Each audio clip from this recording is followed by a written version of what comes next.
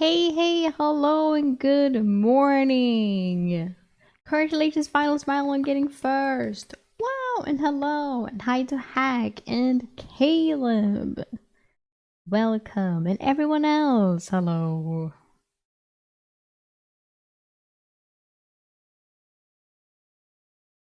It's Tuesday, even though it feels like it's Wednesday already, so I'm already confused.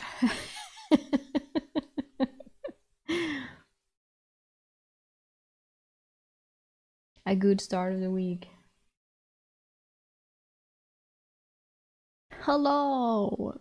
We will finish book one today. Isn't that insane? It feels like we're still like in the beginning of a soldier's life. I don't know how many books there are, by the way. I sometimes forget you're from the future. Yes, I am in the future called Tuesday.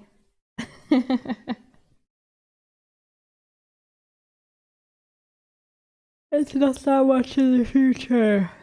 It's 7 a.m. 7:20 almost. I'm indeed in the future. Ooh. And the future has rain. Isn't that nice?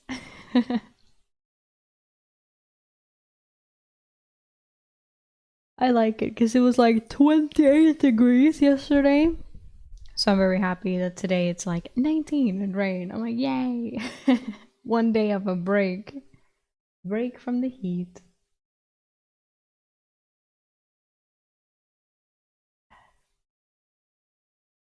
But yes, finishing book one, starting book two. I think 5 books have been released and he's currently finishing book 7. What the fuck? Damn. That's a lot of books. Okay, so book 6 is just kind of in the void. I guess it's waiting to be released, but it's finished on the Patreon, then I would assume. I see. So 7 books. We have a long road ahead of us then. Exciting. At this point, we might catch up even. How will that feel? That's never happened before. Me? Caught up? Well, it depends how much he lets us read.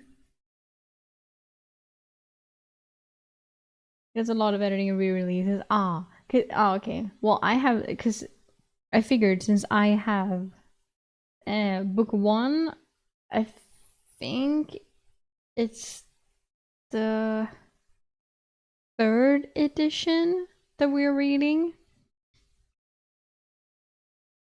and then book two that I have, I know is the final editing. Like that's the most recent. It says final edit. It even says final edit 6. So who knows?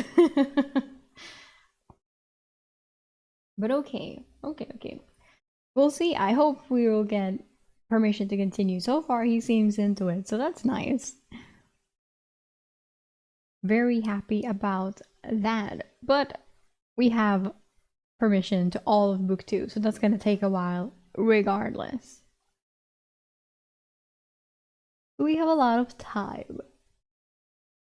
Yeah. Very good.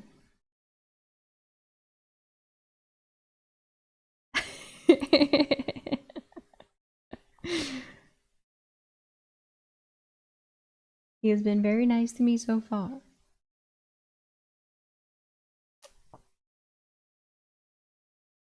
But I know he also does other books, correct? Or maybe he used to. Mr. One, number one. I love, by the way, that everyone writes, that everyone, I don't know if it's a Royal Road thing or if it's a him thing, but that everyone writes thank you every time he releases a chapter. I was like, that's so cute. Everyone's like, thank you for the chapter. Like, thank you. Do you know who recommended this story to you? It was someone I already knew about it from someone that's off stream who mentioned it to me, and I think some stream Some shatters have mentioned it as well in the past. Um, but I originally got the idea off stream. Base friend, right? And he was like, he hasn't, I've read further than he has, but he was like, I don't know if you like it. Just because when I read Shadow Slayer, I was like, I hate the battles. Like, there's so many battles. I don't care.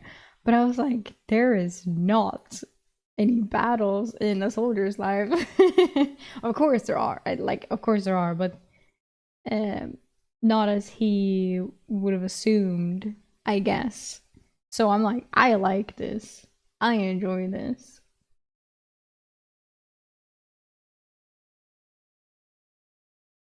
Oh, so he has two others. Okay.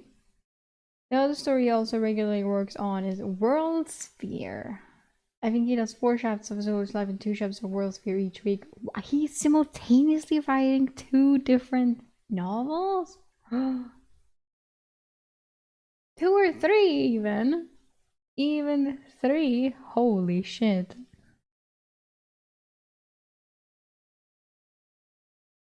Respect.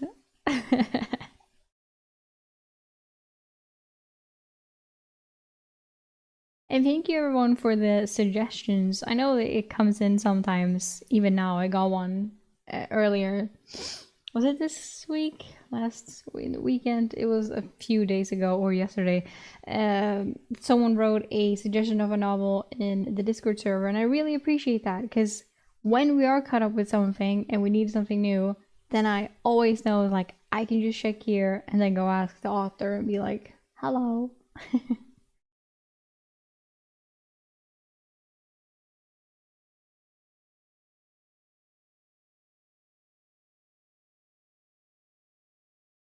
To write 3 stories at the same time is insane. Are they like, they must be completely different then? Otherwise I would be too messed up in my head and be like, which character is this world from? How does this work?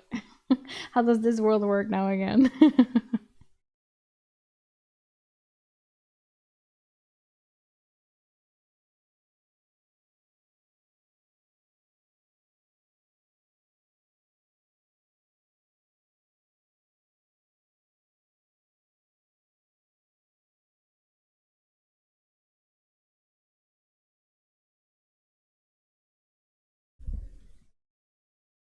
It's been a while since I've checked, so I think I'm mixing up some of his work with another author. Oh well. It happens. It happens. Yeah, anyway, he has more things. He likes writing, we can tell. And he's good at it. I enjoy it. So why don't we start reading some of it? Yeah? Yeah. Moving all my windows. We're gonna see. Well, we will do the recap first. Oh my god, who am I? Cannot forget the recap.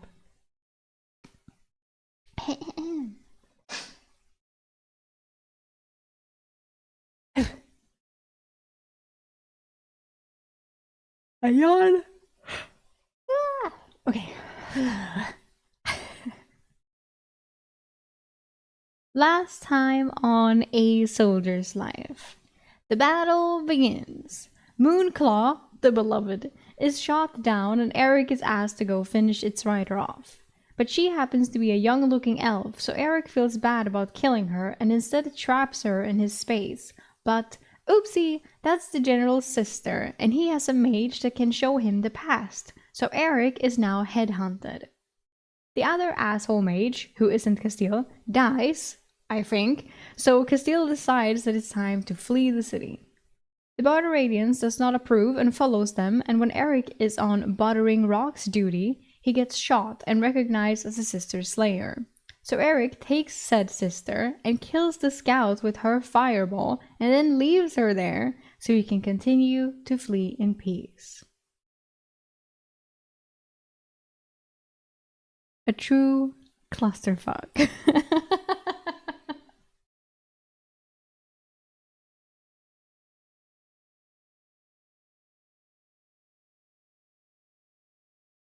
clusterfuck is the new buzzword for anything.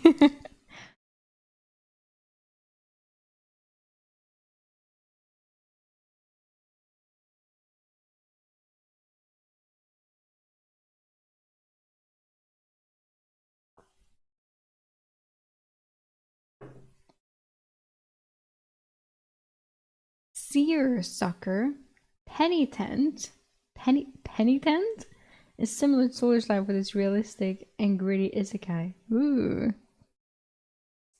Ooh. If you want me to remember, put it in the Discord, because I will forget. It's good that these things are recorded sometimes. And bad. For me. Okay. Continuing story. The 3 last chapters of the book. Wow! Chapter 56. You got some explaining to do. Oh, fuck. No. Will they have seen that the elf? No. Right? Maybe Castile looked with her eye. Looked how it... But she's kinda drained right now, so maybe she wouldn't put her energy onto doing that, but... Or this is something completely different, but... My climb up the steps was not easy. I used my hands liberally to brace myself as I climbed. Most of the butter ended up plastered on my pants, sleeves, and armor. When I cleared the buttered section of the steps, I increased my pace, almost falling twice, as the bottom of my boots still had significant butter residue. The 100-foot climb felt like 1,000 feet. My knuckles were bleeding, and pebbles were embedded into cuts on my hands. Ugh. When I reached the top step, my heart was pounding, and I was breathing heavily. Flavius had his bow aimed at me, and Brutus and Matteo had spears leveled at me. I put my hands up. I surrender! Oh, so funny. Brutus asked, shocked. How did you... you were bouncing down those steps after getting hit by the arrow. Constantine came from my right. Castile wants to see you, Eric. Now. Oh. She is on the aqueduct, he said, pointing past the sluice controlling the flow of water from the lake. Well, if she's already told Constantine that she wants to see him...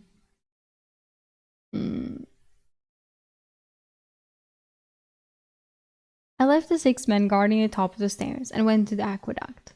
My mind was spinning with ideas on how to explain my escape. I stepped onto the aqueduct. It was 12 feet wide with a 1-foot curve on the edge to channel the water. The water was only an inch deep, and the flow was not too strong. I walked in the water, not wanting to risk walking on the lip, and moved to join the rest of the legion. Castile, Adrian, and Delmar were near the lip, but standing in the flow of water. They were staring out onto the rocky terrain below. Okay, maybe she won't say anything since Adrian and Delmar is here as well. I was able to look down at the stairs as I approached.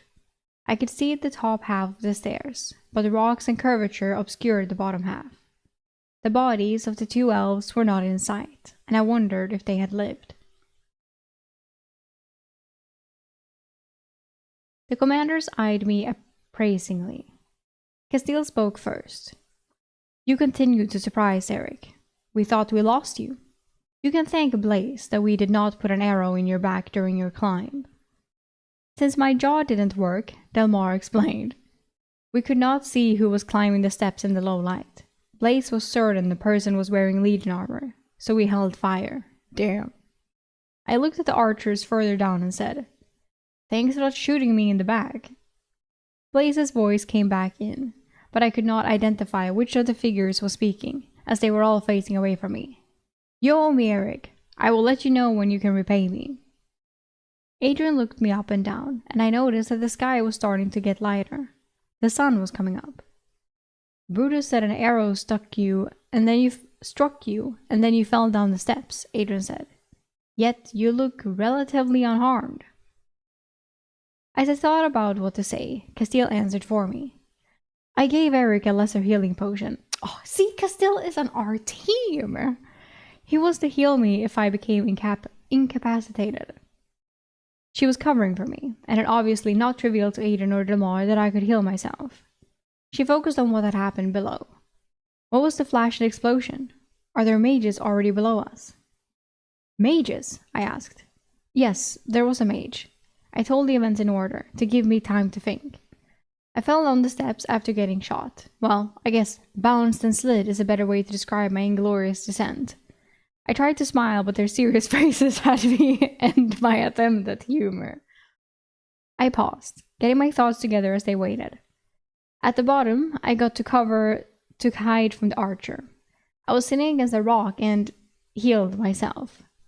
I was unsure why Castile was helping me keep my healing spell form secret, but I appreciated it. Me too. Very cool of her. Delmar asked, a little impatient. What was the flash of light and explosion? I nodded, continuing. The archer approached me from the shadows. He must have circled around while I was falling. I think he planned to take me prisoner. Then the mage appeared and cast a fireball spell, I think. I surprised her with a vial of lamp oil I took from the villa. I was just trying to stop her from casting the fireball. It was the only thing I thought might help in my dimensional space. The vial exploded and it tossed both of them away from me. They were not moving, so I hobbled up the steps to rejoin the company. I finished triumphantly. Ew. Delmar looked skeptical, and Castile was hiding a smirk. I hoped she had been out of ether and did not have her all-seeing eye watching me. Well, that's what I said. Adrian was still nursing his arm, and he expressed more discomfort at his injury than interest in how I escaped. Castile asked, So you made sure they were dead? The mage and the archer? I did not. The healing potion was still doing its work, and I was not sure how much time I had before more advanced scouts arrived, I explained. That would have been a good idea. If the Griffin Rider lived, she might figure out what happened to her. But then again, she was on the other side of this battle, so I should be fine. Can you swing a sword? Delmar asked, and I nodded sharply. Good. Go reinforce the 6 men at the top of the stairs. I heard them whispering behind me as I walked away, splashing lightly in the water. As I walked back to the stairs, I realized my boots' waterproofing was starting to fail. The warm water had penetrated my sock, and my left foot was making a squelching sound as I walked. The 6 men were there, and I sat on a stone 20 feet from the top of the stairs to rest near the pile of backpacks. My own backpack, half full of butter, was at the bottom of the stairs. I picked up a random canteen and, finding it empty, turned my side to the reservoir. There was enough light to see now. It was a large circular lake surrounded by rocky, craggy cliffs. The glass surface would have been picturesque if not for the fact that it looked like we were trapped up here. It would be difficult to circumnavigate the lake. Oh. Lurkin hobbled over to me. He could barely walk, but seemed intent on doing his duty as company cook. He handed me a wrapped meal. Thanks for helping me carry...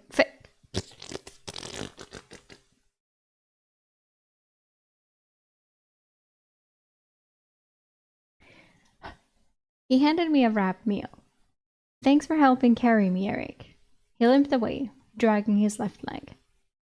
I'm going to fill the canteen, I announced, holding up the empty canteen.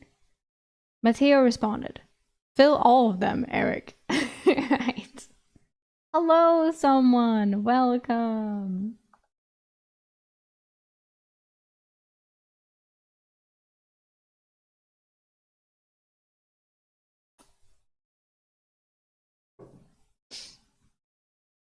I gathered up 7 empty canteens and walked a short distance to the water.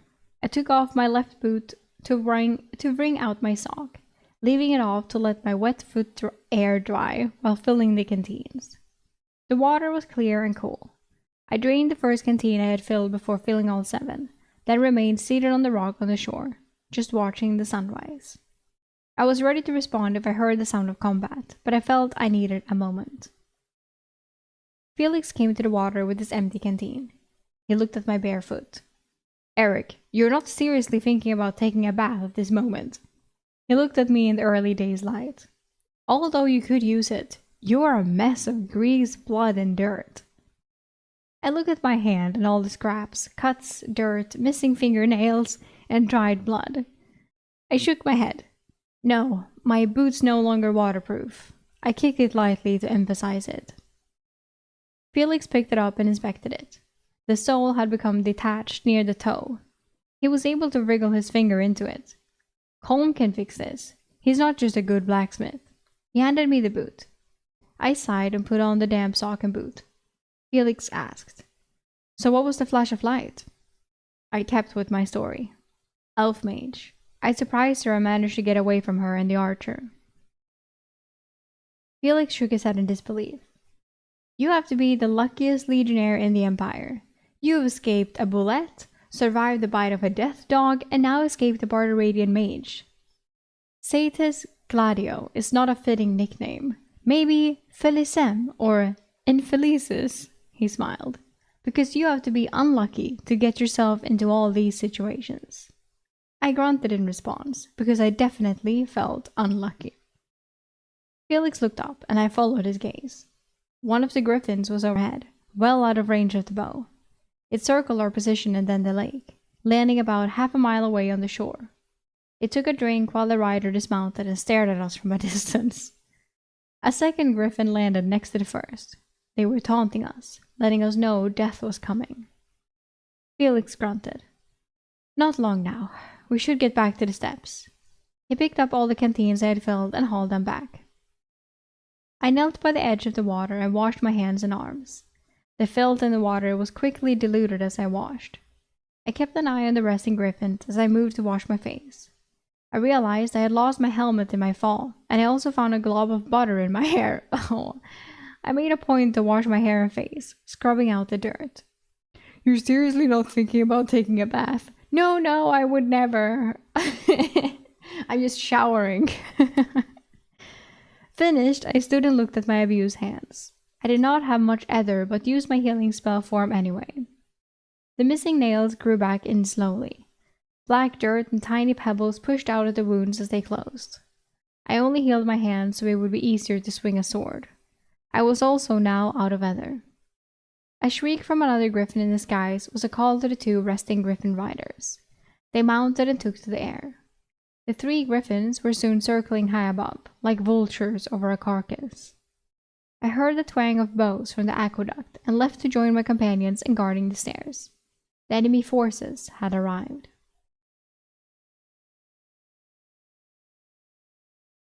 Chapter 57. I'm scared. I don't want people to die. I care about these. Battle at the aqueduct. And Lurkin is fucking limping. The morning air quickly became humid as I walked over to the stairs. I only had one canteen, as Felix had taken the rest. I sipped from it and sat near the backpacks, just a few feet from the others.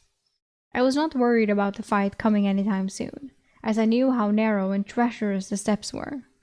I was only 20 feet away and could quickly support the others guarding the top of the ascent. My seat also gave me a view of the aqueduct, where most of our company was positioned. I looked up into the sky. 4 griffins circled well outside of bowshot range. The clear, pale blue morning sky provided them a nice backdrop. The morning was too picturesque. Besides the twang of a single bow on the aqueduct, it did not feel like we were going to be fighting for our lives. A second archer joined the first on the aqueduct. My guess was Delmar was conserving arrows until the men had better targets. Flavius fired a single arrow from the top of the stairs. He was the only legionnaire at our position with a bow. I had 3 bows in my dimensional space. Well, 4 if you included the elf bow. But that was a long bow compared to the Legion composite short bow. All eyes were turned away from me, so I produced a quiver with 17 arrows and the minor essence of power from my dimensional space. My ether had barely recovered, and it took nearly all my ether to bring out the 2 objects. It was a risk, as they may have counted all the arrows when they got up here. It had been dark then, so it could be said someone had overlooked a single quiver. They were going to be more useful to the archers than to me. I should have stockpiled arrows in my dimensional space. Next time I would do a better job. I put the essence into my mouth, savoring the euphoria of the minor power essence. Strength was the only physical trait I had not taken an essence for now. I had a major essence for strength in my dimensional space, but figured the minor essence was all I could handle so soon after the dexterity essence. Just some minor indigestion followed in the few minutes after. A third bowman in the aqueduct was now firing, and a few return arrows were starting to appear from below. The aqueduct was almost 90 feet off the ground where they were positioned. The 15 archers of the company were patient, standing and firing, then kneeling out a visual range of the barter radians below. Behind the row of archers were men in the center of the aqueduct, waiting with their leaders for orders. On the other side were 2 archers and 3 spotters, looking for enemy movement. Brutus stepped back to speak with me. Once they see the men climbing the stairs, they will send others to reinforce our position. He paused, inhaled, and continued. Eric, I'm sorry for leaving you. I do not know how many scouts they sent forward. After your fall, I thought it would be suicide to come to you, especially after you greased the steps. Well, it probably would have been, and we would have been in trouble. I looked Brutus in his eyes. There was nothing you could have done to help me after I fell. In your situation, I would have done the same thing. I looked at the archers firing and asked, how many arrows do they have? Not many. I think they counted 350 something before they went out there. 20 arrows each, I think they said. Flavius has another 30, Brutus said gloomily. As he watched, one of the men took an arrow in the eye and tumbled forward of the structure. Well, that was Cathius from my old company. He had 3 children. Oh no, Brutus announced softly. It's so bizarre that they're standing watching, and then someone just, they're standing off to the side, and then there's some people just firing for their life, and then he was like, oh, I guess they got him. He had 3 children, you know. Oh my god. I know that they can't do anything to help, but it's so brutal. I could hear echoes of metal from below. That meant the heavier armored men had reached our position. Delmar had the men shifting positions before standing and quickly firing now. An archer took an arrow in the chest, and 2 men pulled him back from the edge to help him. One of the archers on the other side fired an arrow below, then turned and said something to Castile. Bastards, Brutus muttered, pointing at something in the distance. Maybe half a mile down the aqueduct, the enemy was climbing up ropes, like little ants trying to swarm a picnic table. If the general is smart, he will form up men there and rush the aqueduct and stairs simultaneously. Adrian was not going to let that happen. Even with only 1 good arm, he drew a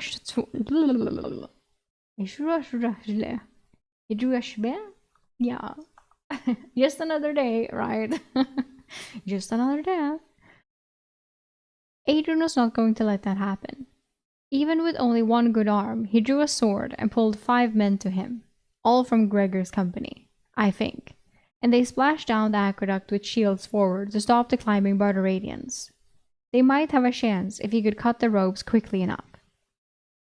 The enemy arrows suddenly picked up, causing everyone to crouch low for cover. A griffin swooped down and lifted one of Durandus' men, who was running with Adrian. It only carried him far enough to drop him to the rocks. 2 of our archers fired arrows, and 1 struck the griffin on the wing at 200 yards. The griffin flapped its wings in pain and glided to the ground. At least they won't try that again, I muttered.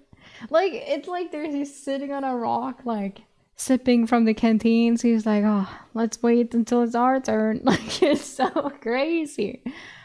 Oh, what's happened here? Okay. I picked up a spear from the gear pile and sheathed my sword. I moved behind the other men on the stairs as the shouts from below increased in intensity. Maybe they found the general's sister and would withdraw to figure out how she got there. Well, that's what I was thinking. I hoped she had not died after I left her. Not because I cared for her life, but if she lived, the general might be less hellbent on our decimation. As if. Okay. I guess. Chapter 58, and the last chapter of this book. False salvation. Oops. It was obvious that Master Mage Sebastian and Mage Castile were not friends. Who the fuck is Sebastian? What have I missed?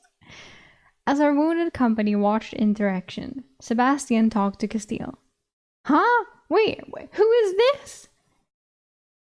Since when has he been here? He turned to face the lake and lowered his tone, too low for anyone else to hear. Then Mar looked at everyone and started giving orders. Eric and Blaze, go to the aqueduct to maintain a watch.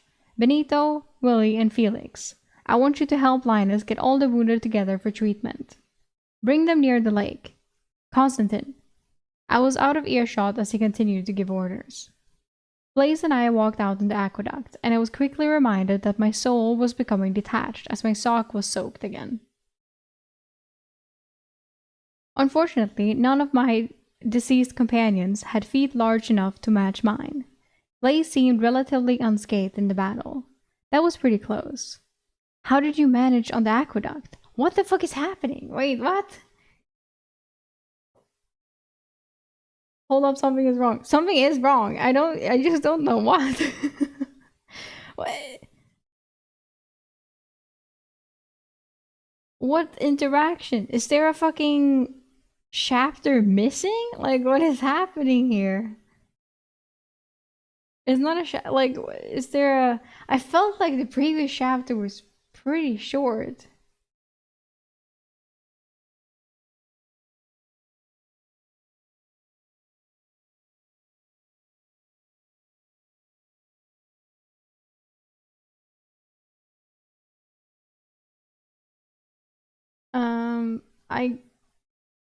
I am missing some stuff. I don't know how to get to it though.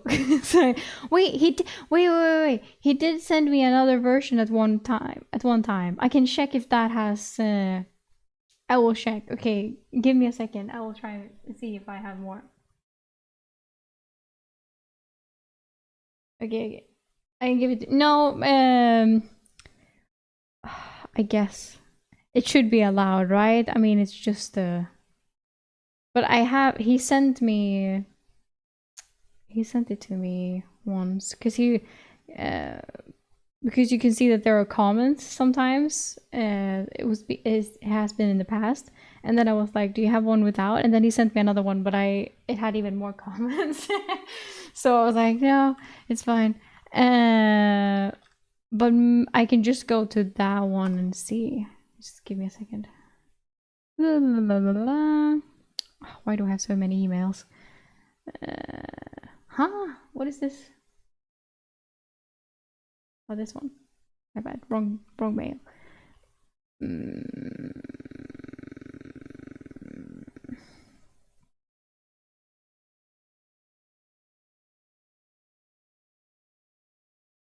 Fucking bro. Okay, there.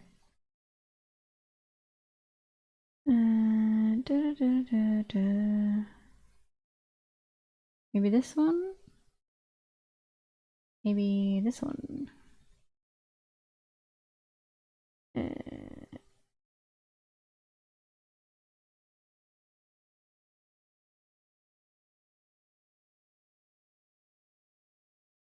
Vad fan.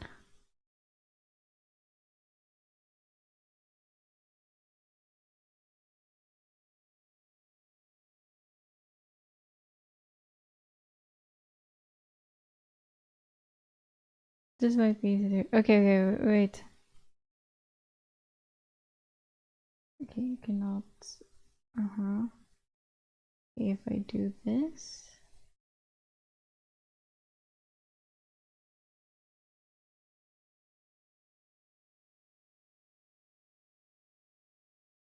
It's loading. Okay.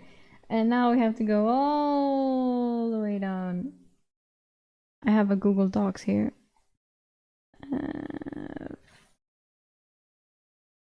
The Battle of the Aqueduct, chapter 57. This one has two chapter 58.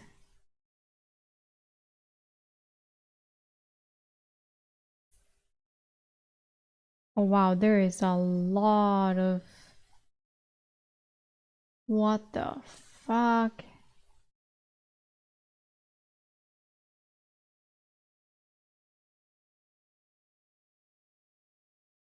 Okay, no, I cannot read this one because... Oh, wait. It was obvious about Sebastian. No, this one... Okay, this was way too many notes. Okay, let me see what you sent. It will probably be fine, right?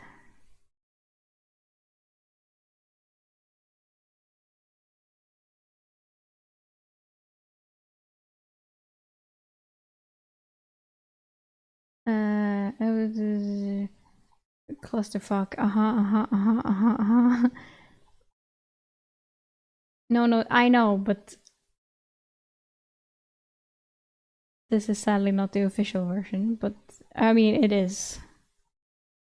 Uh, I don't really have much choice though. I look at the show to me. The next hours.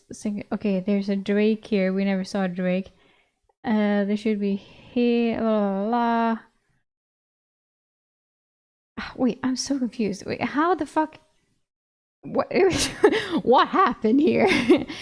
As if, at least they won't try that again. Blah, blah, blah. How did this chapter start? The morning I quickly became human as I walked over to the stairs. Uh huh.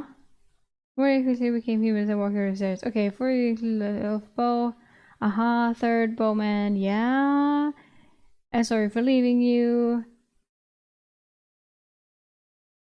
How many arrows do they have, Adrian? At least they won't try that again. Mm hmm. I picked up the spear. Did he pick up a spear? Spear? at least, at least, at least. I picked up a spear from the gear pile and shooting my sword. Bent on our decimation. And our decimation.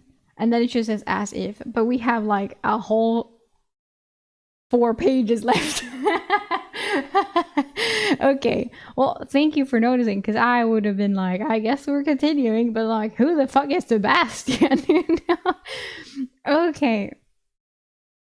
We will have to uh, do this one then. Because the one I was, neither of the ones that I was sent, or wait, maybe now it's fine. No, it's not fine. Well, it can't be a time. It is not. It is missing because it is definitely missing. Because I have other text right here that Final Smile sent me, which makes so much more sense. I'm just gonna have to put this on stream. Just stay here for a while and I will make this work. Yeah, take this window, whatever.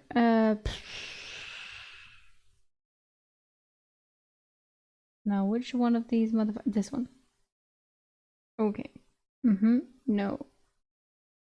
So, and then we're gonna do like so.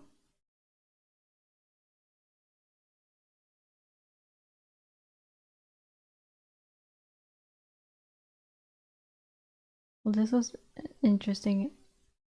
I didn't thought this was gonna happen.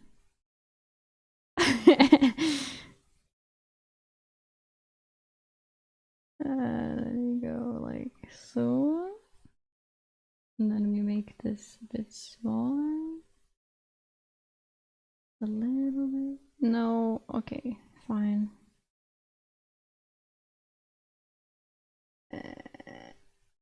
Right.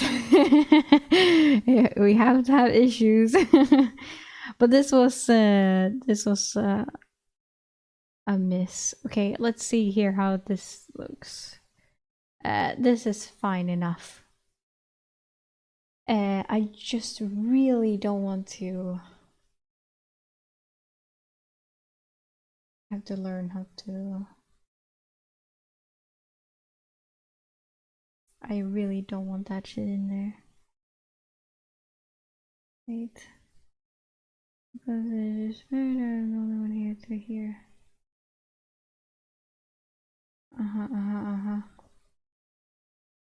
Found out.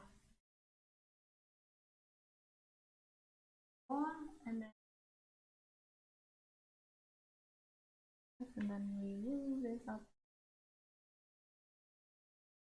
Like so.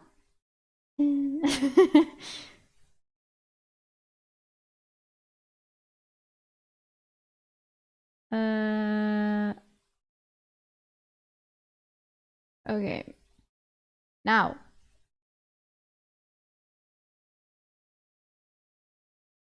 Now here we have chapter 57.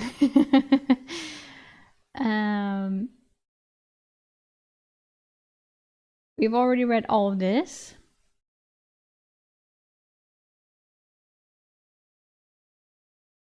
Bastards. We read all of this. At least they won't try that again, I muttered. I think we'll start from there. Sorry for the inconvenience of this. It came from nowhere. I had no idea. Okay. It wasn't a time skip. It was a lot, and we're not done yet.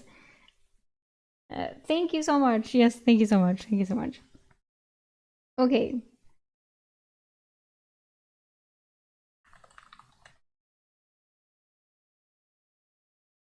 At least we won't try that again, I muttered. I picked up a spear from the gear pile and sheathed my sword. I moved behind the other men on the stairs as the scouts from below increased in intensity. Maybe they found the general's sister and would withdraw to figure out how she got there. I hoped she had not died after I left her. Not because I cared for her life, but if she lived, the general might be less hellbent on our decimation. Adrian had reached the climbing Barbaradians, but it was too far to see clearly what was happening. The rope that two men were climbing suddenly broke, and they fell to the ground. My group sheared as the second and third ropes were cut. Still, Adrian and the men were outnumbered. As the battle a half-mile away raged in the water of the aqueduct, the arrows from below suddenly increased. Flavius turned to us. They're going to be coming at the stairs soon. He moved to the right, and I stood behind our two men with round shields, my spear ready. We could hold this position easily with the 7 men we had, with the stairs being so narrow. Flavius seemed a little unsure. They should be here by now. The racket of metal and foreign tongue below was extreme, and Brutus started laughing. Do you know what they're saying? I asked him. Do you know what they're saying? I asked him, gripping my spear tightly. Your butter tricks seem to work. They think the steps are spelled with the grease spell. They're calling for a mage to burn it away. He continued laughing and everyone joined him. It was a small victory. Flavius looked around and ordered, Brutus and Eric, gather some rocks, about the size of a head.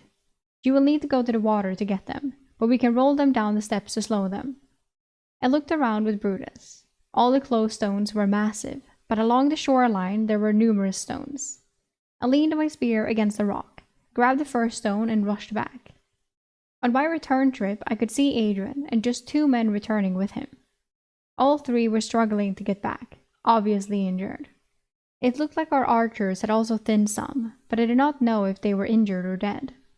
On my third trip with a stone, an intense heat washed up the steps, causing everyone to step back.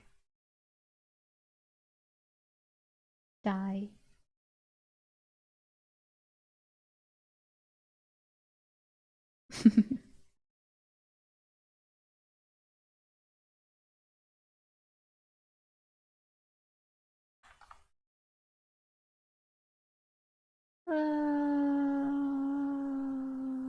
Where was I?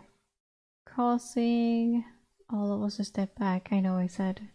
Step back. There. The rage was burning the butter away.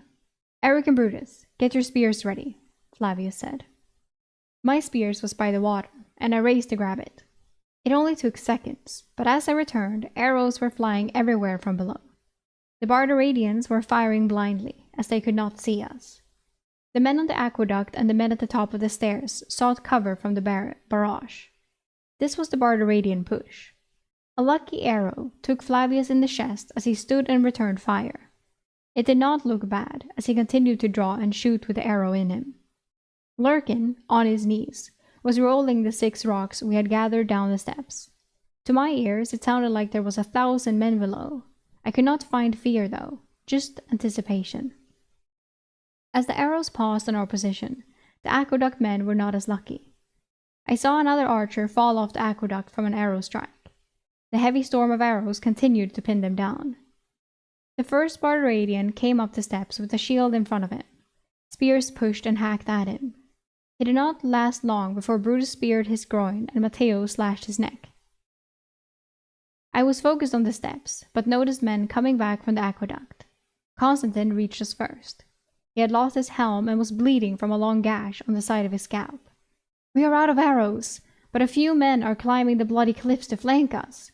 We need to get ready. They're over halfway up."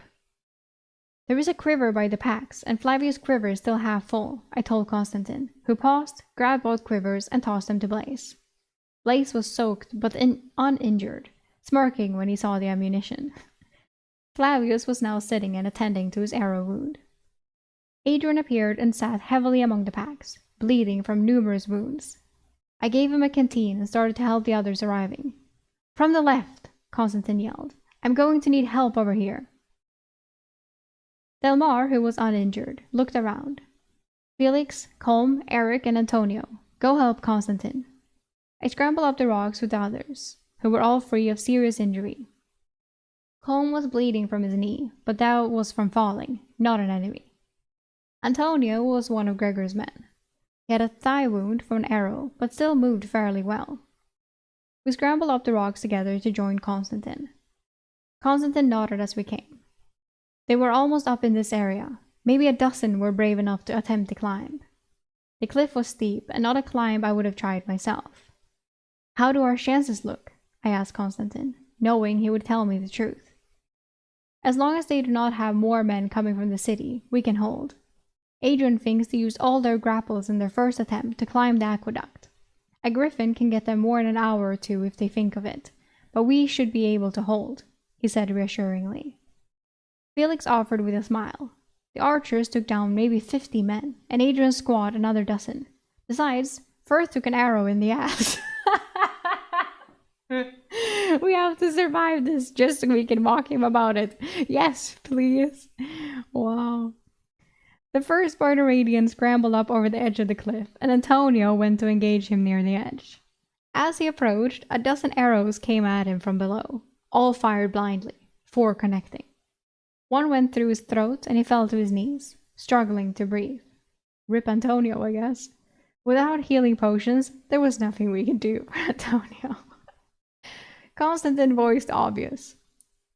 "Stay away from the edge. We will engage from them there. They will be tired from the climb and only come at us in pairs at most. Work together and this will be easy." The Barbaradian signaled when a climber was about to reach the top by sending a flight of arrows to cover the last part of this climb. But we were out of the path and not endangered at all. The next hour was a bloodbath for the climbers.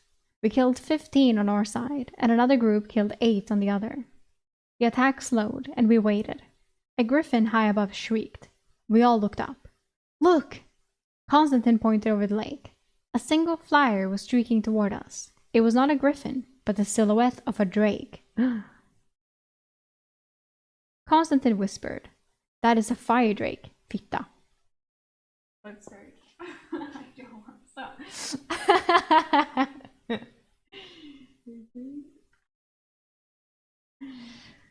Constantine whispered, "That is a fire drake." We watched as the griffin tried to flee, but the drake was like an arrow and closed in too fast. Glinting in the sun, the metallic red scales passed high above us as a small ball of flame belched from his mouth. It struck the panicked griffin in a flare of fire. The griffin and rider were both smoking and had flames trailing their burning bodies as they fell from the skies. The drake circled, looking for other prey, but the other 2 griffins had already retreated toward the city. It flew above our position, and Constantine announced, "Let's go join the others. I think the Duke's army is close." The massive reptile landed near the lake. A tall man dismounted and let the drake drink its fill while he walked toward our group. Castile stood to meet him. The drake rider wore black and red leathers and had a black cape with the markings of a mage. Castile greeted him. Master Mage Sebastian. Well, now we know where he came from. Thank you for your timely arrival. Her voice sounded relieved but cautious. The forces below are retreating, Mage Castile, but do not thank me yet. Duke Tiberius is still a day away, and Duke Octavian is with him, Sebastian said coldly. Castile jerked like she had been slapped. I knew Duke Octavian had sent her to defend the city on this apparent suicide assignment. I'm only here to hear what happened to my brother, Durandus. Oh, fuck off. It's this bitch. His words were icy. It did not feel like we were being saved. Oh my god. I forgot that he had a brother and that he was a pissed one and he was going to be pissed and annoying. And here we are. Well. Okay, now we will go over to the previous, the previous one. Real quick. Let's see here which pitching one it is. It's this one. Great. Okay, thank God. This one we can... No. Oof. We close that window, and then we go here, and then we go there, and then we... No, this one we can...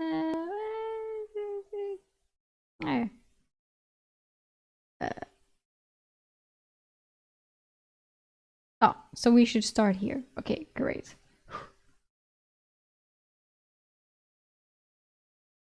What is the Swedish translation of clusterfuck? You know what? I don't know, but... Let's see. That's not a... I don't think we have a word. Because I was like, immediately, I was like, I don't think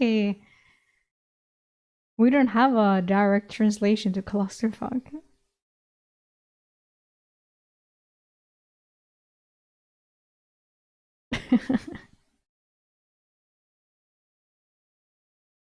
So I would say no. We would say clusterfuck. What would be the closer thing? I have no idea. I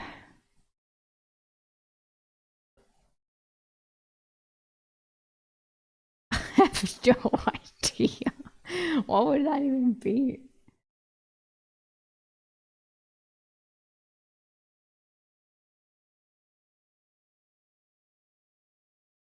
Yeah.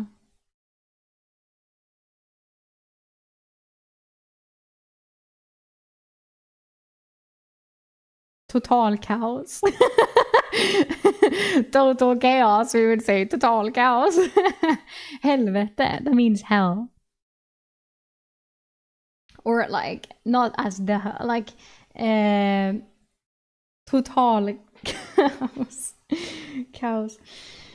Helvete means like fucking hell, you know. Jävla helvete. That's what you can say.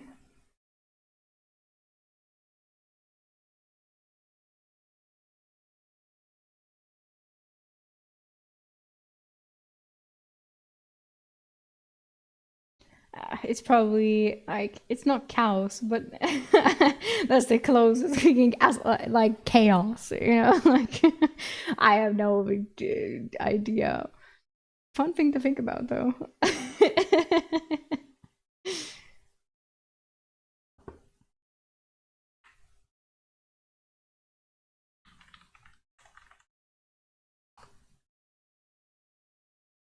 I learned such good things from your streams.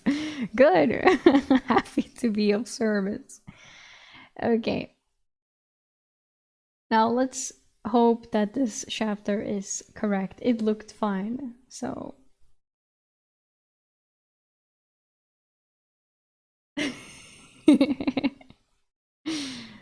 Yeah, the brain rot. Still there.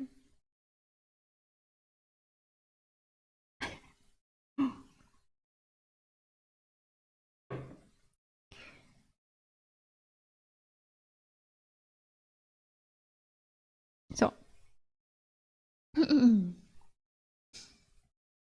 Chapter 58. False Salvation. It was obvious that Master Mage Sebastian and Mage Castile were not friends. As our wounded company watched the interaction, Sebastian talked to Castile. He turned to face the lake and lowered his tone, too low for anyone else to hear. Delmar looked at everyone and started giving orders. Eric and Blaze, go to the aqueduct to maintain a watch. Benito, Willie, and Felix, I want you to help Linus get all the wounded together for treatment. Bring them near the lake. Constantine. I was out of earshot as he continued to give orders. Does Brainrot transcend languages? Like, is there a translation for the words, or is it the same? I think it's just the same. I mean, especially for us, we use a lot of English, so we definitely do not change. If anything, it would be the accent, but Brainrot is omnipresent. Can't be destroyed, but can be created. Exactly. Like someone said.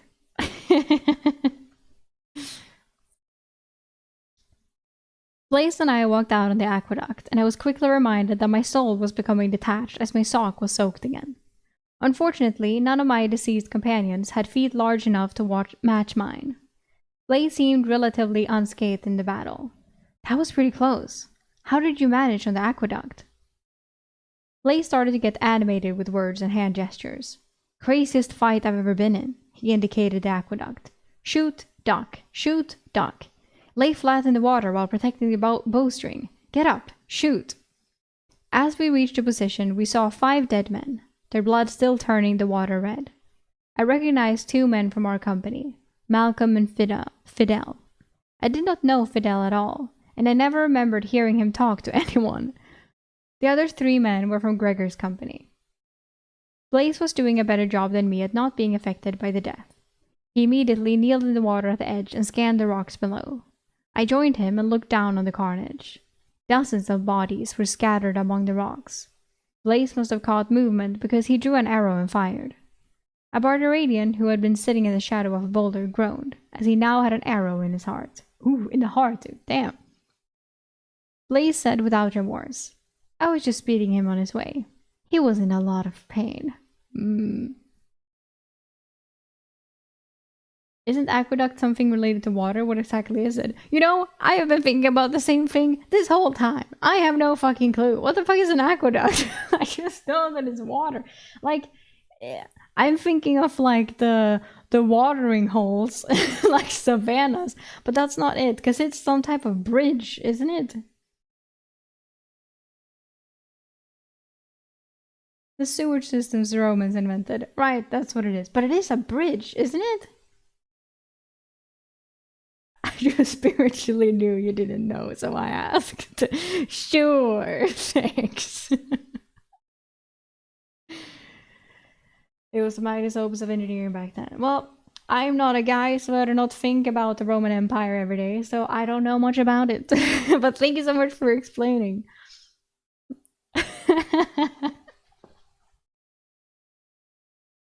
I loved what I heard about that the first time. It's like, what do guys think about? Oh, the Roman Empire, it seems. And that it's actually true. Like, it's so funny to me. Why? I love it though. I respect it. Every other day, mind you. Well, oh my god, sorry. We have a special snowflake in here. I didn't know. He doesn't think about the Roman Empire every day. They were friends. Now I got the chat started. Actually, the Roman Empire. So let me talk about the Roman Empire. I'm good. Okay. Of course I am. On pictures. A few minutes later, Brutus walked down the aqueduct with Pavel. Pavel had a serious limp but carried his bow. Brutus announced, I have to drag the bodies back. Pavel is here to help watch for the enemy. Brutus tied a rope to the first body and started to drag it through the water. Pavel kneeled painfully next to Blaze. I had remained standing, not wanting to get my pants wet. Pavel said, "You will want to kneel. If enemy archers are still out there, you are a bigger target standing." I did as advised and knelt between them, soaking my linen pants. I asked, "Why does Duke Octavian have it out for our company?" Blaze and Pavel looked at each other. Blaze answered, "Duke Octavian is one of the Emperor's sons." Oh, he controls the Sasagos province. Sakigos province. After the Telia Empire province of the Emperor, it is the most profitable region in the Empire. Pavel picked up the explanation. There are 6 cities in his province. Castile grew up in one of them, though we don't know which one. When she was tested and found strong enough to go to the Mage College, Duke Octavian sponsored her. When she graduated, she did the only thing she could to forego her debt to Duke Octavian. She joined the Legion of the Lion in service of the Emperor. I thought all mages joined the Legion after they graduated. I asked a pair of archers. Blaze smirked. "You're asking the wrong people, Eric. But as I understand it, only those who can't pay for the schooling at the college have to serve in the Legion. That's why you do not see first citizens or wealthy merchants mages leading companies." So, instead of paying off her debt to Octavian, she's working for the Emperor. For how long? I asked, curious about Castile's motivation. 20 years is the term for mages. I think Castile is 17 or 18 years in. Duke Octavian is getting desperate for his revenge on her before she leaves the Legion, Blaze noted. Pavel added, "And that is not her only enemy among the first citizens. There is Baron. Blaze stopped Pavel from talking by slapping him with his bow. Blaze said seriously, "The less you know, Eric, the better you can sleep at night. I have been with Castile for almost 6 years. I hold her in higher esteem than any first citizen." His statement quieted the young Pavel, who was still anxious to reveal Castile's other enemies. I also want to hear. Brutus returned for a second body and said, "Master Mage Sebastian is leaving soon. I think we're going to make our way around the lake soon."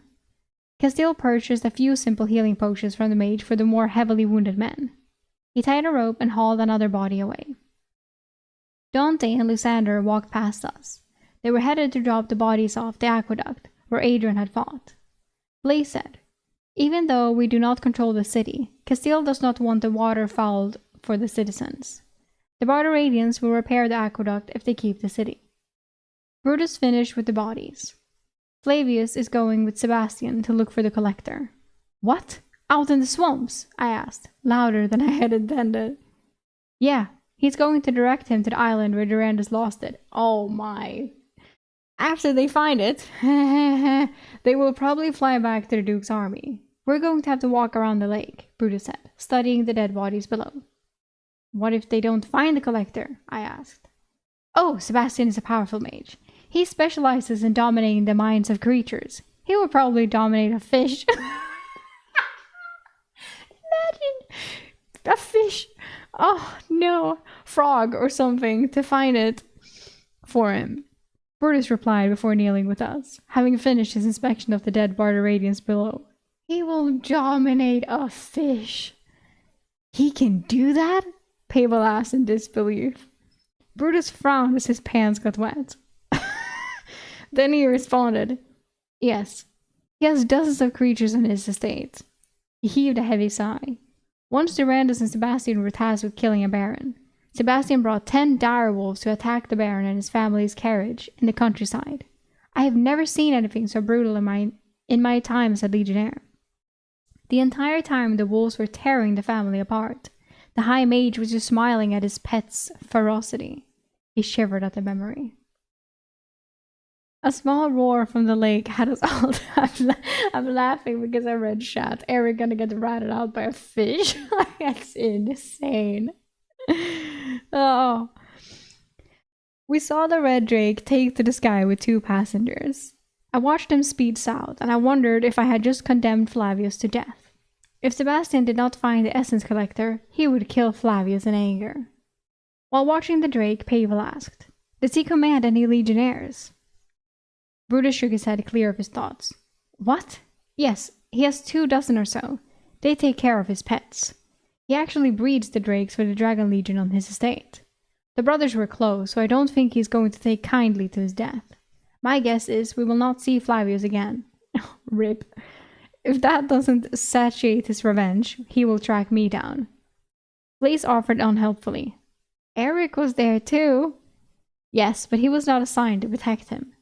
Brutus looked at the reservoir lake, where our company was getting ready to move out. I think just Flavius, Quentin, and myself are left, and Quentin was left at the road to guard the gear and was not on the island when Durandus got himself killed. Constantine came trotting out to us. We're moving out. Once we get to the other side of the lake, it should just be a few miles to meet up with the Duke's army. We abandoned our post on the aqueduct and went to the backpacks. There were 12 backpacks left for me to choose from. 12 men did not survive the assault. My gear was scattered at the bottom of the stairs, and my backpack was also full of melted butter from the heat of the day. Oh, that would be so fucking annoying. Brutus pointed. You should take Flavius' pack. I nodded, picked it up, and checked the contents. It had the standard Legion traveling gear with 6 wrapped meals. I shouldered the pack and looked at the bodies all lined up, eyes closed, their hands crossed on their chests. Delmar stood over the men, and we circled around them. Delmar spoke loud and clear. O mighty Pluto, we beseech you on this solemn day to remember the fallen warriors who have valiantly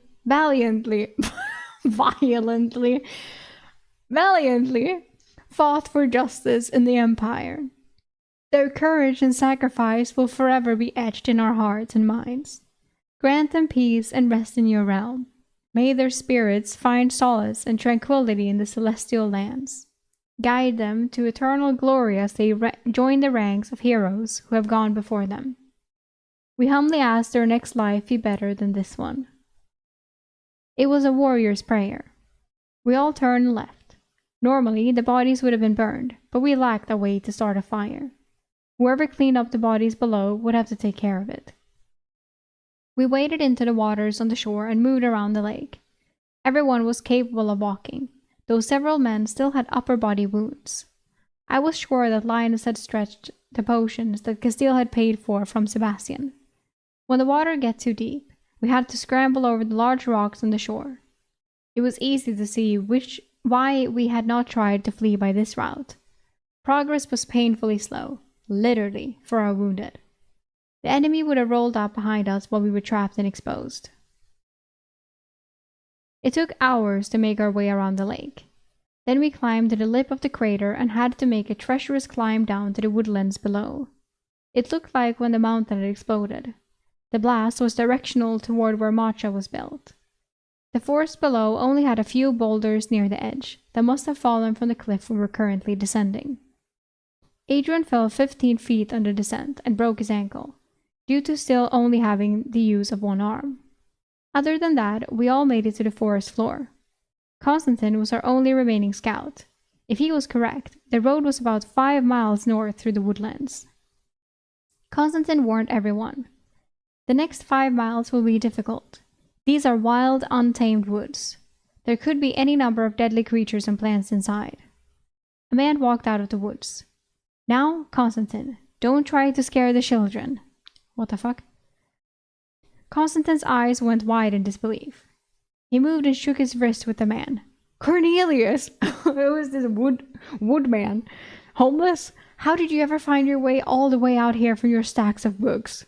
Huh? Cornelius looked fit, but old, with snow-white hair. I still like to travel now and then, especially in an emergency. He turned to address Castile. Mage Castile, by order of the Emperor Maximus Augustus, you are hereby remanded to my custody for the failure to hold the city of Matcha from the Barbaradian barbarians. You are to come with me to sit judgment before a tribunal of dukes.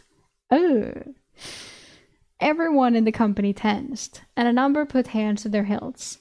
The forest stirred, and a dozen men showed themselves. Oh, damn. Castile had a hard, but unsurprised expression. Stand down, she said. It is the Emperor's order. We will go willingly. We. I heard several men cursing under their breath, while Constantine argued with Cornelius. All of it mattered little, as soon As soon, our company was being escorted through the woods to the waiting Duke's army. Holy. End of book 1! Woo! We did it! Now it's immediately on to book 2.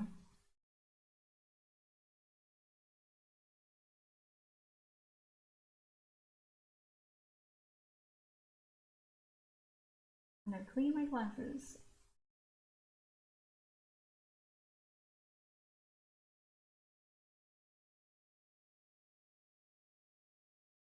Book started by getting arrested and ended by getting arrested. Peak. That's true. Holy shit, that's insane. You're so true. Damn. Okay, let's just do this.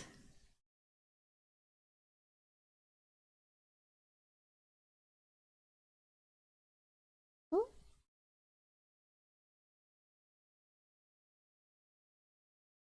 It's called A Soldier's Life.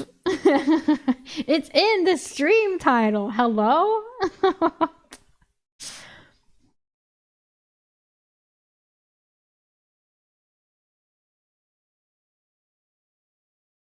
Okay, I have book 2 ready. Let's just go to the first chapter.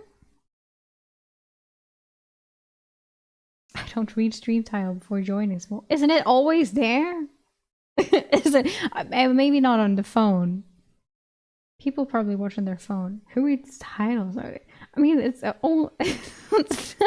it literally says reading a soldier's life. Not on phone. Ha! You what? The fuck are you on? If you're on PC, you can see it all the time. You're not. What? I'm confused. My god. It doesn't matter. Anyway. Book 2! This one we can push away.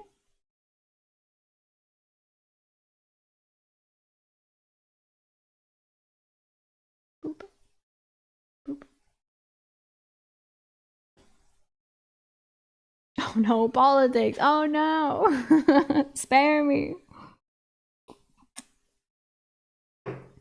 Okay. How about politics? Oops. Okay, so now I have to change these a little bit because the it's just a little bit different here. Oh. Let's get into some politics. Chapter 59. Politics of the Empire. Cornelius' men moved out to serve as a screen as we entered the woodlands. I moved close enough to overhear Constantine talking to Cornelius at the rear of the formation. Cannot seriously think this failure is Castile's fault. The Duke's army was to attack as soon as the Barbarians set up camp outside the gates. Cornelius had a softer voice than Constantine, and I strained to hear. That is why I was sent, as a favor. That is why I was sent, as a favor, Constantine. My 3 best squads of Legion hounds are here, and Duchess Veronica has called a ducal tribunal so Octavian cannot hand out punishment to Castile on the spot. Constantine argued. That makes no sense. The city only fell a day ago. How could a tribunal have been called and your Legion hounds be here already? His voice started loudly and faded at the end. Well, because they probably know. Because they are assholes. And bitches. It's a setup, Constantine. Cornelius confirmed Constantine's thoughts. The Duke's army was never going to reach Macha until it fell into Barbarian hands. That is why Baron Hephaestus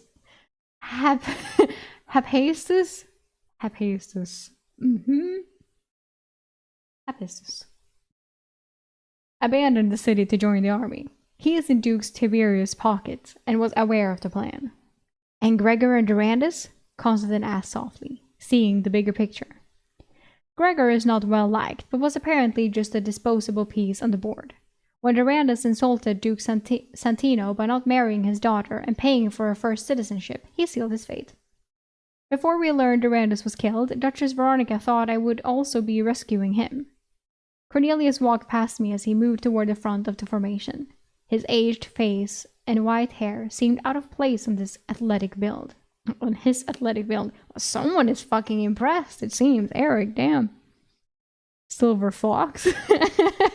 I moved back, planning to talk with Constantine, but Cornelius spun and spoke loudly as he walked.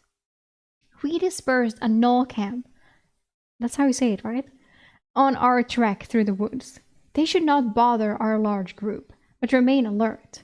These woods also used to be home to a herd of centaurs. No sightings in the last 2 years, but that means close to nothing. With this warning given, he moved off to join the screen. For an old man, he moved with surprising grace. So very impressed. I was not the only one seeking clarification from Constantine. Castile and Delmar had fallen back to walk with him, and I ended up in front of the trio. Constantine started with, "That is Cornelius. He trains the Legion hounds for the eastern part of the Empire. He was my instructor, and I worked for him as a hound." Confused about the procession of hounds, Castile asked, "Why did he not have me killed immediately?" Constantine took a moment to gather his thoughts and then spoke. "He is here at the direction of Duchess Veronica. I think she is a new duchess, one of the Emperor's many great-granddaughters. Right, didn't the Emperor have like a fuck ton of kids and shit? Like, crazy amount?" It was quiet for a few minutes, and although I wanted to ask a question, I remained silent. Delmar asked, "The Ducal Tribunal?" Castile added to Delmar's question, "I assume the hounds are here to protect me from Duke Octavian and Duke Tiberius until a formal tribunal of dukes." Constantine answered, "Cornelius did not say when the tribunal will be held. If I know him, though, he has a plan to exclude Octavian from the tribunal. I'm not sure what favors this Duchess Veronica has given for his help. Cornelius' help is never given freely." Castile hissed, "If he can manage to exclude Octavian from the tribunal, I will give him my firstborn." Delmar asked quietly, "So, we're just going to go along with this?" Constantine replied in a casual tone, "If we attack the Legion hounds, the Emperor will send 10 times these numbers after us. It is best to follow politely. Besides, almost everyone is injured." Adrian was meandering back to the group now. He was also in obvious pain, his arm still in a sling, and walking on a broken ankle. Wow, he is not doing well. We were not moving at a pace to accommodate the injured, so one had to admire his pain tolerance. Castile sounded angry. "They could have given us a few lesser healing potions at least." Constantine barked a loud laugh that made a number of heads turn. He said conversationally, "I was a hound at one point in my service to the Emperor. You never make your quarry stronger. Rest assured, they will get us to our destination, even if they need to put their lives on the line." Castile moved past me with Delmar. Adrian hobbled behind them. This gave me a chance to walk with Constantine. He opened the conversation. "You look to be in fair condition, Eric." I went with Castile's explanation for my healing. Castile gave me a lesser healing potion to hold for her. I was supposed to use it on her if she was incapacitated. "Did she know? And you used it on yourself?" Constantine remarked with some skepticism in his voice. "Yes, after my tumble down the stairs," I responded smoothly. I tried to turn the conversation. "What is a ducal tribunal? Enough talking about me."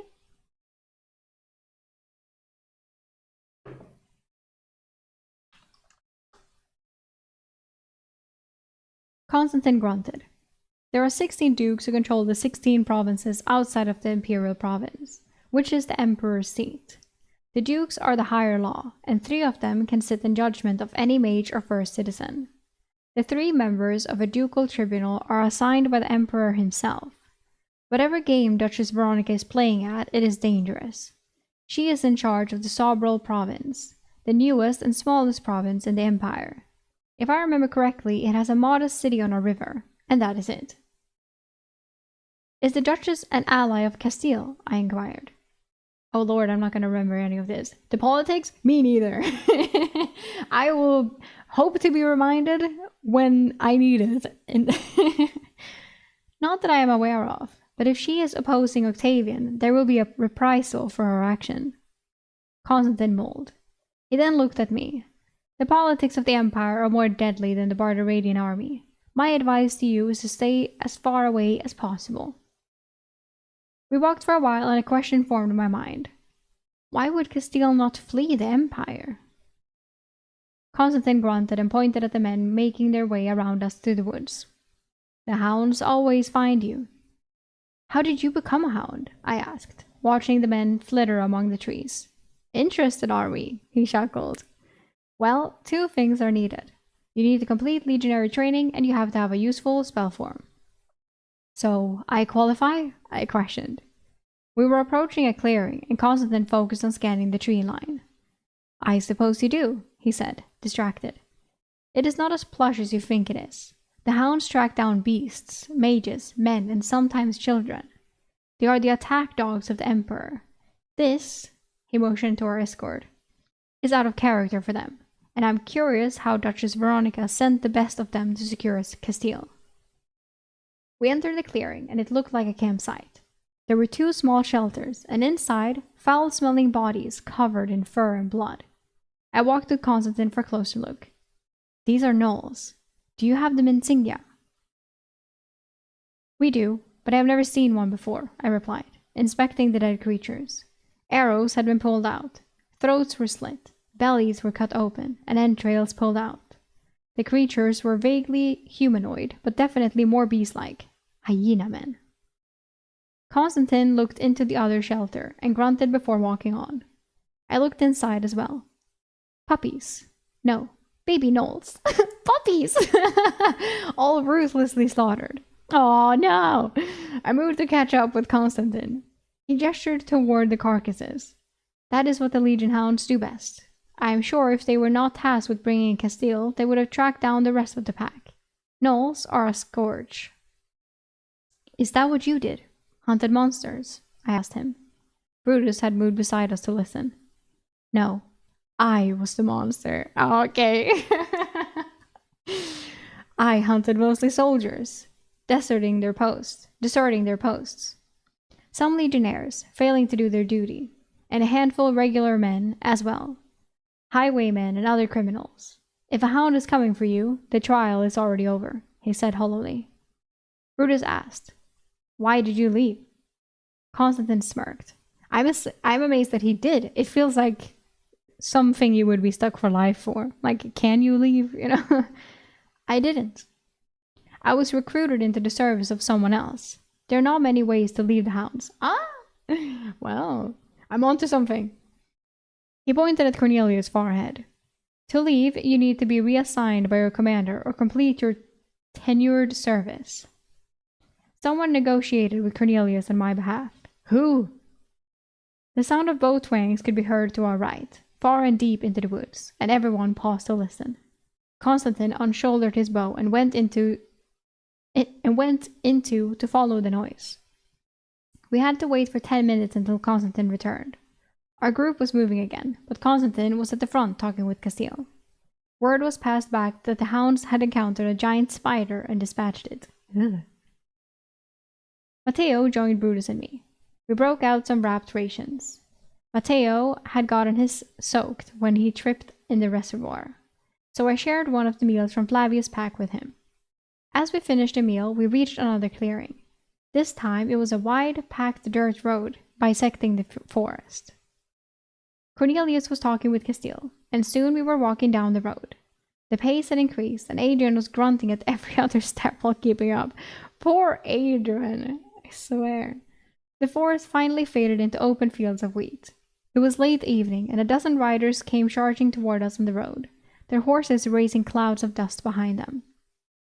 We had remained at the rear of our group and could not hear the exchange with the riders wearing the army's regular uniform.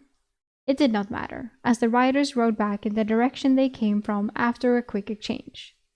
Delmar turned to us and issued an order. Legionnaires, form ranks, 4 abreast at the front. We scrambled to obey, and in a few heartbeats we had a 4x5 block of men. Castile, Delmar, and Adrian walked to the front as we began the march. I was in the last row, and soon all 20 of us had synced our steps as we continued down the road. We passed by a few fields, and a neatly arranged tent city appeared over a small hill. Mounted sentries were on the surrounding hills. The tent city was still being formed, as they must have recently stopped here for the quickly approaching night. The tent city had flattened a farmer's wheat field, but I doubted the farmer had complained. We held our shins high and walked through the soldiers, causing people to pause and stare. A few larger tents were flying a mage flag above them and were surrounded by other men in Legion armor. Our Legion Hound escort evaporated into the tent city, leaving us to march alone, their duty to deliver us fulfilled. The rows of tents seemed to go on forever as we marched deeper into the encampment. We finally reached the center of the camp, where a large white tent was erected. Delmar ordered us to halt and stood at attention. I had not expected to wait long. I was wrong. The sun had set, and we remained at attention in the humid late evening.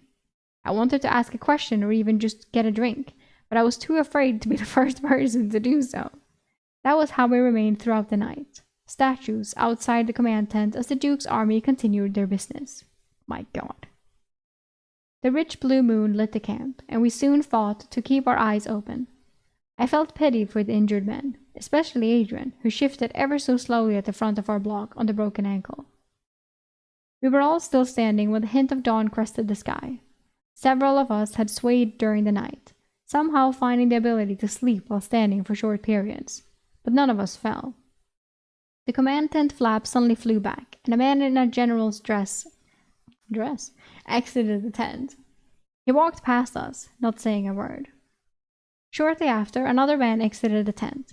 He was tall, with sharp features, and with his jet black hair in the dim light, he seemed even more solid. He wore legionnaire armor, only it was steel and not the standard red leather. Looking at all of us, heavy on our feet, he smiled ruefully and started. "Castile, so good to see you again. You look well. Why don't you come in so we can talk?" I immediately did not like the man. He just had that air about him. The vibe. Castile stumbled on her first step before gaining her balance. She told Elmar, "Get everyone to the Legion healers." Then she went inside to confront Duke Octavian. Ooh, here we go! My God.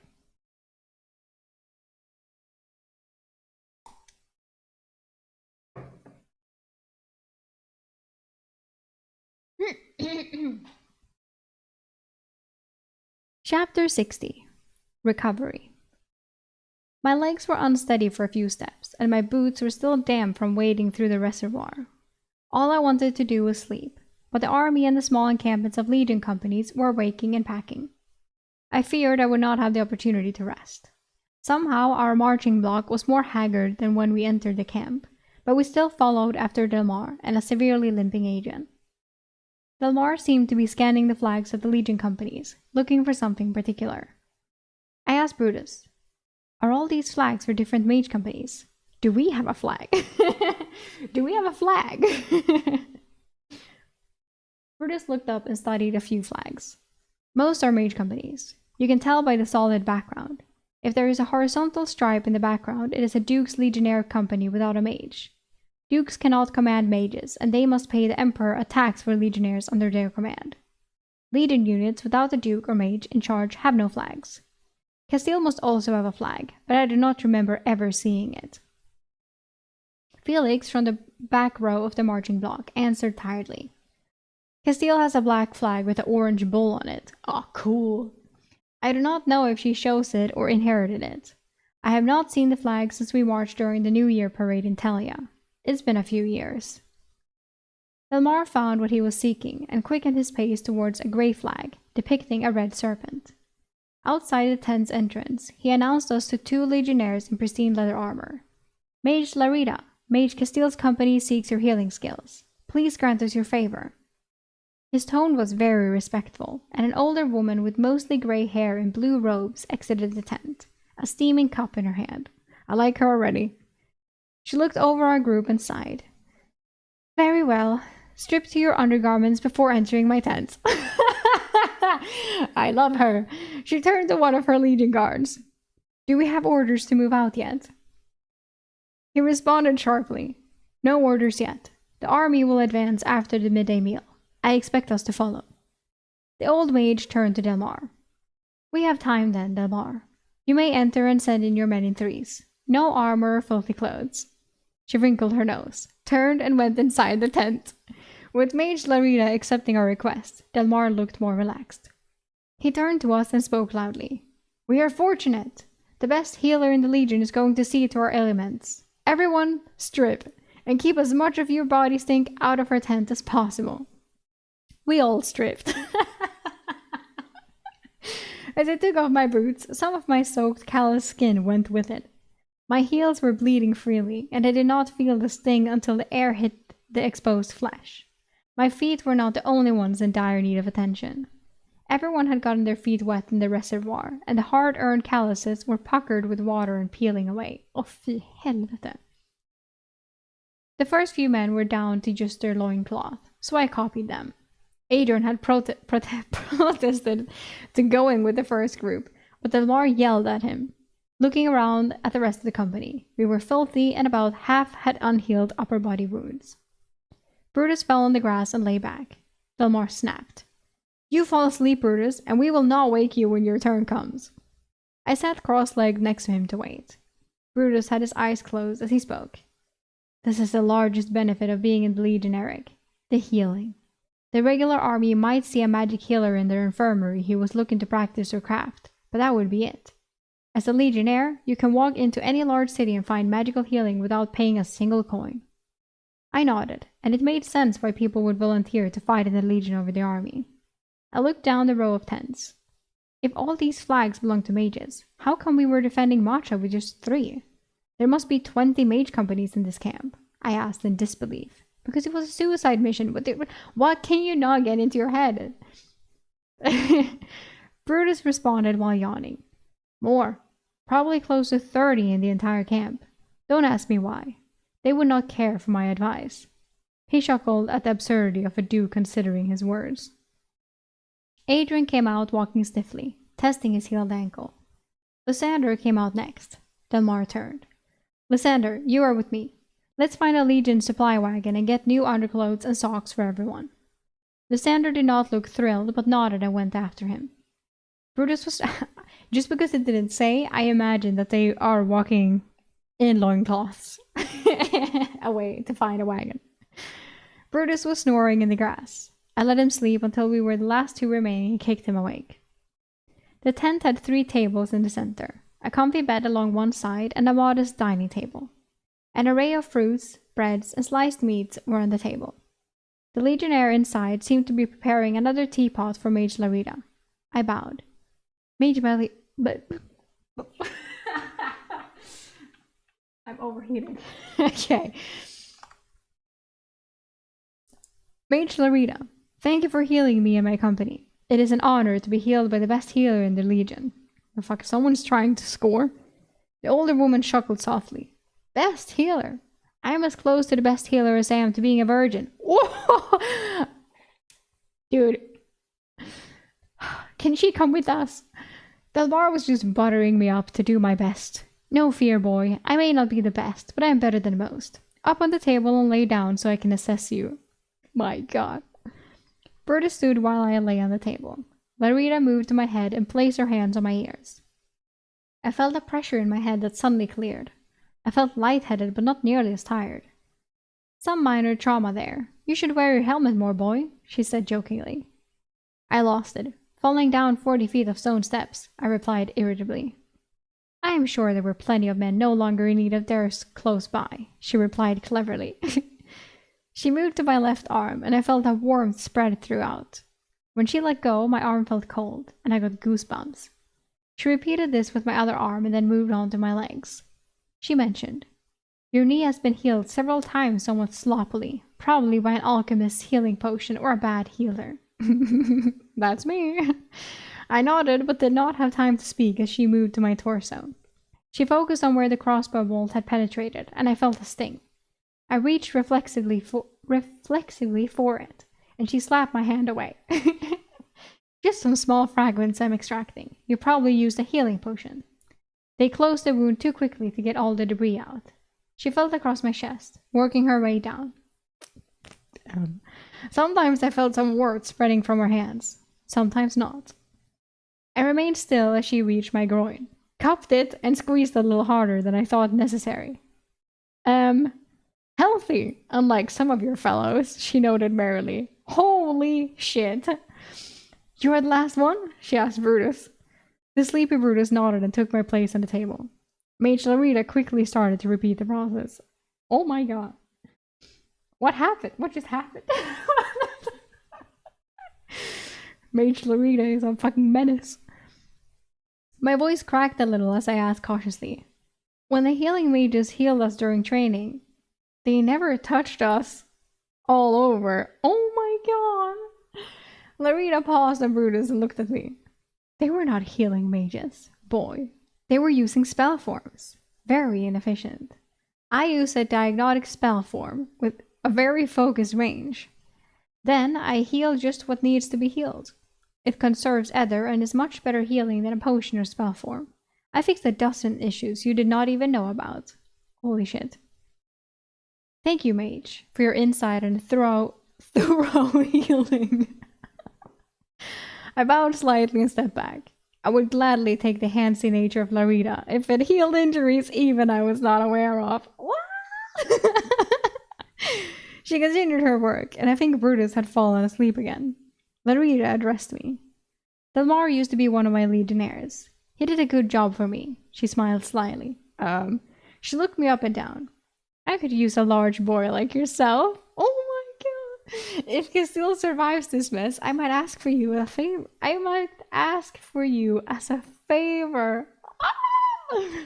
I noticed she did not grab Brutus's groin as she had mine before finishing with his torso. Oh my god. The old mage smiled with perfect teeth as I woke Brutus and pulled him out. I felt a little like prey under Mage Larita's gaze. Thank you, I yelled as I went to our gear and began dressing. Oh my god. My feet were completely healed with new pink skin, and I could not find a single ache in my entire body. Brutus mumbled. I think she knocked me out when she started. I was not planning to fall asleep. Huh, don't worry, you didn't miss anything, I said, dressing quickly. I love her. Oh, Felix was waiting for us. While we were dressing, he said, we are headed to a farmer's house. They have a pond, and we will bathe and wash our clothes there. We started walking, following Felix. The army was packing up their tents, and some units were eating from meal carts. The farmer's house was outside the camp's perimeter, and none of the sentries stopped us. Firth and Constantine were already clean and headed back toward the camp. Constantine paused to talk with Brutus and me. We're going to see what is churning in the rumor mill among the Legion companies. Brutus, do you know any Legionnaires in other companies? You trained at the Legion facility outside the capital. Brutus nodded. Yes, I trained with the Legion volunteers of the Prefectus Legonis camp. So they call the camp where the ha! Calm down, read slower. So, they call the camp where the volunteers trained the perfect Legion. What does that make those of us who were conscripted? Good. You can head back to the camp after you have cleaned yourself, Constantine said as he went on. When we got to the pond by the farmhouse, a dozen ducks were swimming in it. Cute! And most of the men had already bathed and were putting on clean underclothes. It was a little surreal as just a few hours ago we could all barely stand, and now our injuries, however severe, were mended. Lurkin rushed up to us with bundles of food. The healing will have drained your body's reserves. Eat all you can stomach for the next 2 days. He rushed away to continue preparing food from a cart he had apparently appropriated. Matteo motioned at the cart. He stole it from the regular army. Best not to ask too many questions. The pond was a good acre in size, and I think the farmer used it to water his livestock and horses. My bath was quick, and I was glad to put on clean underclothes. I rinsed the dirt and sweat from my canvas clothes and hung them to dry in a tree. I then took care of my equipment, sharpening my blades and oiling them in my armor. Flavius' pack was well equipped, and I even found a gold and 8 silver wrapped at the bottom. I hoped he returned from his adventure with Master Mage Sebastian to reclaim it. The air was actually dry and not humid for once. The sun was clear, and the company was lounging bare-chested on the grass, happy to be out of armor and danger. The farmer came out once to talk with Adrian. It looked like he passed the farmer a few coins. Lurkin handed out food as fast as he could prepare it on the meal wagon. It was jarring how quickly our fortunes had changed. I soon fell asleep in the grass. Constantine kicked me awake, well into the afternoon. My pale face, no. My pale chest felt slightly burned from the sun. Get up and dress. Adrian and Delmar are going to address the company. Ooh. My clothes had mostly dried, and I put on some new socks. The boots were still damp, but drier than before. As everyone circled around Delmar and Adrian, we were anxious to hear the fate of Castile and ourselves. All right, fuck, I had forgotten. I was like, everything is fine now, yay! And I was like, all right. Adrian looked gaunt, but was otherwise completely healed. He had been in too rough of shape to do much leading, but now he seemed revitalized. He spoke clearly to our small group. Castile is going to be transported to Carenhagen. From there, she will be portaled back to the capital, Tella. Duchess Veronica has called for a ducal tribunal into her actions. Everyone was quiet. Delmar joined us and said, "We're going with her. Duke Octavian, with his 50 legionnaires, is going to escort and guard the prisoner. We need to make sure Castile does not meet with an accident under the Duke's care." Lucian, our horse master, asked, "I remember. What happened when we reached the capital?" Adrian answered, "We will wait in the East Legion Hall. The Emperor will name the other 2 dukes to sit with Duchess Veronica in the tribunal. Any of us may be called as a witness before a truth seeker." Ooh. Will it be Eric? Probably. You know Duke Octavian is going to get himself on the tribunal. Who will be the 3rd? Asked Colm, our company blacksmith. Adrian made a pained face. I guess we will see if the Emperor favors his son or a peasant mage. Delmar added, "Get some rest. Octavian's company is mounted, and I do not expect them to wait on us. It is 80 miles to Carenhagen. It would not surprise me if they outpaced us and did not wait at the portal for our arrival." "Are we going to have to do an 80-mile quick march?" Willie exclaimed, exasperated. Delmar snapped. "If I told you to do an 800-mile run, you would do it with a smile on your face." Adrian calmed things down. Lurkin is working with the farmer to get us water and food for the long march. That road, he pointed behind us, is the road they will travel. As soon as we see their horses, we will fall in behind them. "Why don't we leave now?" Blaze asked. Constantine barked. "Because Duke Octavian would probably have us executed for desertion. He cannot do anything about us following our mage commander." We all strapped our armor on so we would mobilize quickly. This time I settled under the shade of a small tree and healed a sunburn with my spell form. I rested my head on my pack and drifted off. It was late evening when Brutus woke me. "There's news. Duke Octavian is breaking camp. We are to assemble near the road." We were soon formed into ranks and waiting. It was nearly dark when a mounted unit came from the mostly dismantled army camp. The 50 mounted legionnaires all had metal legion armor instead of the leather we wore. At the front of the group was the black-haired man who met Castile. I assumed that was Octavian. He looked fairly young to be the Emperor's son. The Emperor was hundreds of years old. I guess with magic, someone's true age was hard to discern. Castile was riding in the middle of the group as if she were a danger to escape. The Duke sneered at us as he pranced by, and Castile couldn't hide a small smirk at seeing us. We fell in behind the cavalry. This was going to be a long march. Wow. I am excited. Very excited. I like this. This looks like a very good start to book 2. I'm already in love. I'm excited to see what's gonna happen next time. Thank you so much for joining me on this stream today. It was very fun. We had some issues, but we fixed them. Thank you so much. Thank you so much for the help.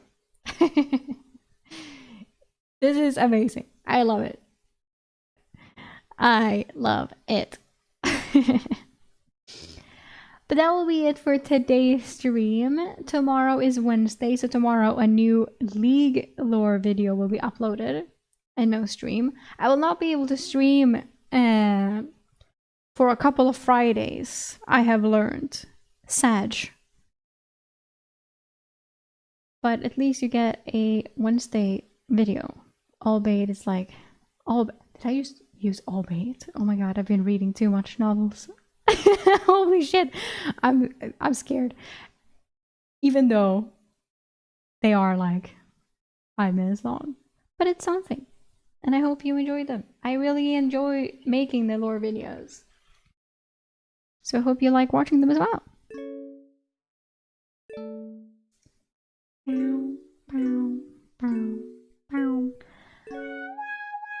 Thank you as well. Thank you so much for coming to the stream.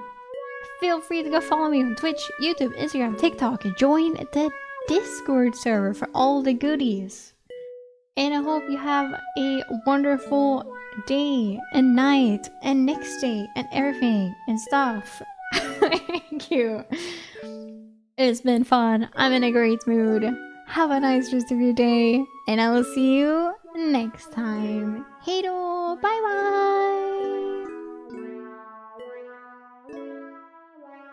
bye.